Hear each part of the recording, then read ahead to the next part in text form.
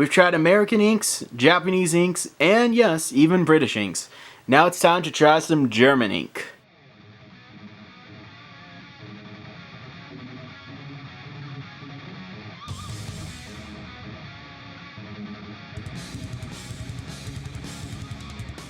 Today we are taking a look at the rOtring German drawing / technical ink. This is also 23 ml, which I have no idea what this means, and apparently it's also made by Acme, so I expect both Roadrunner and Bugs Bunny to show up in this review. So this is also probably going to be one of the strangest inks we've actually used. This actually randomly appeared on my Amazon recommended list, and yeah, it's just got a weird shape. It was really cheap. This was like $3.25 on Amazon, and if you open it up, it's a very interesting inkwell because, well, look at that. That is very different from our traditional inkwells that we are very used to on the channel. Like, very different. It's made out of plastic, and at first I thought maybe this was like a pen you could write with. No, it actually is not. It's just an inkwell that you can pour stuff into. So it's pretty interesting by that standard. I'm gonna test this out, see how it is. It's just kind of cheap little plastic. I'm really curious to see how this ink is gonna hold, because it says that it's a drawing ink, but it also says it's a liquid technical ink. So this is also available in a few different colors. They have red, blue, green, and black, so get a little variety there. And this company also makes some different types of pens and some other technical tools. I'm really curious, so let's bring out our Batman sketchbook.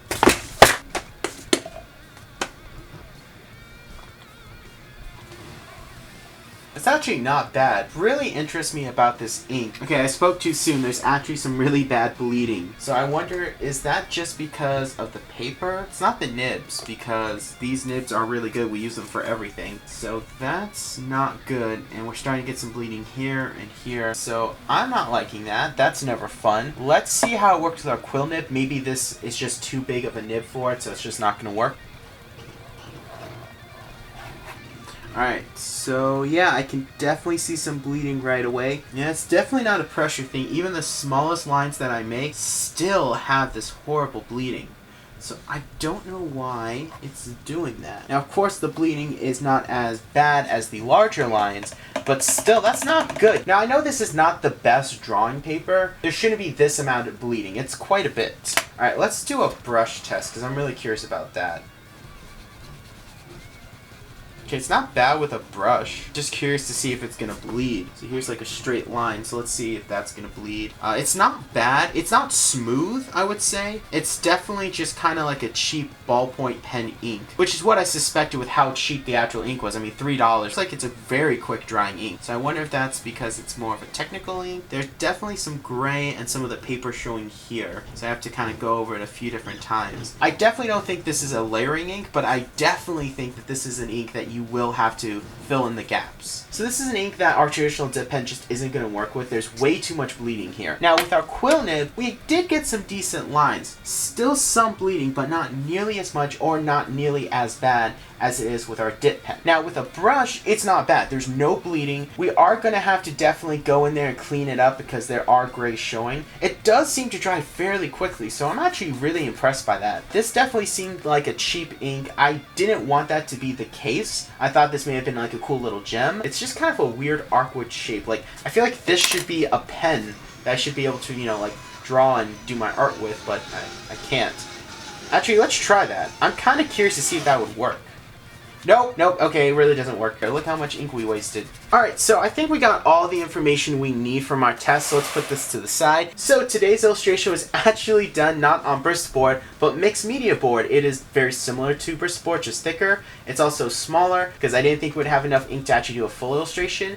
And it's, of course, a Polar. Now, I actually didn't use my normal blue pencil, which is this thing right here. I actually decided to just use a mechanical pencil, so yeah, that's why I did that. We're just going to ink it, and then hopefully we have enough ink for this. I only bought one of these, and I am not going to wait a whole 2 days for another one to come in. So roll that super time lapse.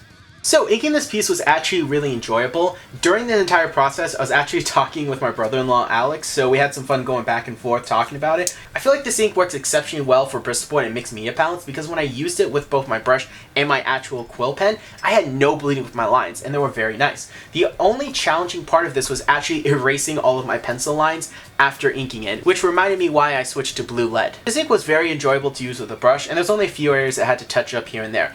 and the ink wash with this was phenomenal. I absolutely love how it came out. Before I did that enjoyable ink wash, I decided to check to make sure this ink was waterproof, which I found that it kinda was. Sometimes it bled, sometimes it didn't, so I gave the piece time to dry beforehand. And while I did that test, I also decided to see if it was actually alcohol marker proof, which it was on my test, but when I went to color this piece in, it wasn't. Some areas actually bled, some didn't. It was very inconsistent, which was really weird, so that part was very confusing. But I already started coloring, so I was all in, so I might as well kept going. That's why some of the areas bleed and some don't. It's just a weird inconsistency with the ink. But overall, I did enjoy the inking process, and it was a quick, fun little project.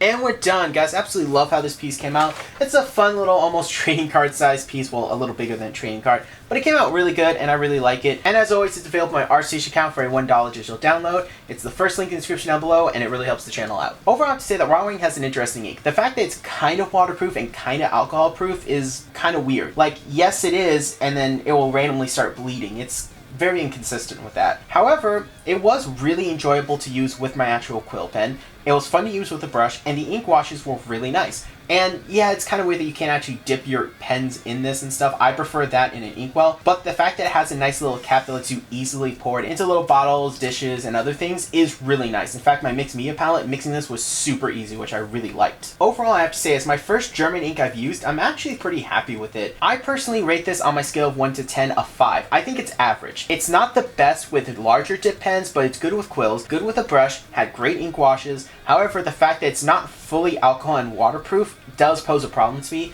And on top of that, even considering the price range with it compared to other inks and their prices, I think a 5 is pretty good. I personally will not be buying more of this ink, but I could recommend it to an artist on a budget. If you really are taking art seriously and you have some extra money, I heavily recommend going with some other inks. And I'd love to hear your guys' opinions in the comment section down below of what you think of the artwork, areas that you think I did really well in, areas that you think I could use improvement on. Always love some feedback, and while you're down there, let me know what you guys think of the ink itself. Is this your go-to ink that you absolutely love and swear by?